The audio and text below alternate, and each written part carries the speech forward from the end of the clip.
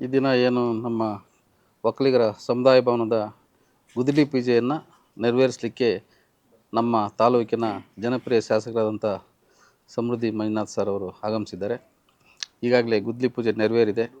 ಸಂಘದ ಅಧ್ಯಕ್ಷರಾದಂಥ ಶಿವಣ್ಣವರು, ನಮ್ಮ ಕಾರ್ಯದರ್ಶಿಗಳಾದಂಥ ನಾಗರಾಜಣ್ಣವರು, ಉಪಾಧ್ಯಕ್ಷರಾದಂಥ ರಘುಪತಿ ಗೌಡರು, ಎಲ್ಲ ಮುಖಂಡರು ಇಲ್ಲಿ ನಾವು ಸೇರಿದ್ದೀವಿ. ಈಗಾಗಲೇ ಏನು ಈ ತಿಂಗಳು 27ನೇ ತಾರೀಕು ಕೆಂಪೇಗೌಡ ಜಯಂತಿ ಇದೆ.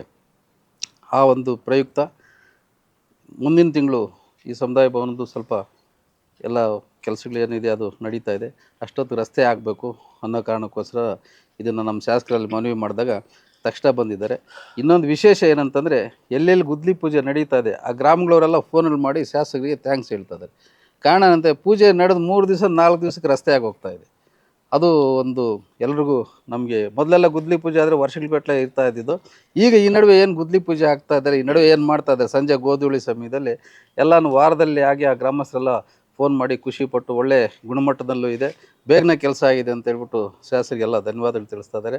ಅದೇ ರೀತಿ ಇವತ್ತು ನಮ್ಮ ಸೀನಣ್ಣವರು ಈ ಒಂದು ಕಾರ್ಯವನ್ನು ಎಲ್ಲ, ಯಾಕಂದರೆ ಅವರು ಸಮುದಾಯದವರೇ, ಈ ಸಮುದಾಯಕ್ಕೆ ಅವ್ರದ್ದು ಕೊಡುಗೆ ಇರಬೇಕು.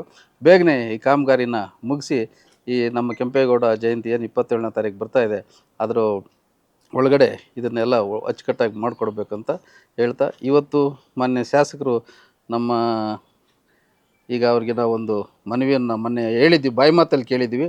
ಈಗ ಮನವಿಯನ್ನು ಅಧಿಕೃತವಾಗಿ ಮನವಿಯನ್ನು ನೀಡಿ ನಮ್ಮ ಸಮುದಾಯಕ್ಕೆ ಸುಸಜ್ಜಿತವಾಗಿರ್ತಕ್ಕಂಥ ಎಲ್ರಿಗೂ ಅನುಕೂಲವಾಗಿರ್ತಕ್ಕಂಥ ಒಂದು ಭೂಮಿಯನ್ನು ಅವರು ನಮಗೆ ಮಂಜೂರು ಮಾಡಿಸ್ಕೊಡ್ಬೇಕಂತ ಎಲ್ಲ ಸಮುದಾಯದ ಎಲ್ಲರ ಪರವಾಗಿ ನಾವು ಇವತ್ತು ಅವ್ರನ್ನ ಮನವಿ ಮಾಡ್ತಾಯಿದ್ದೀವಿ.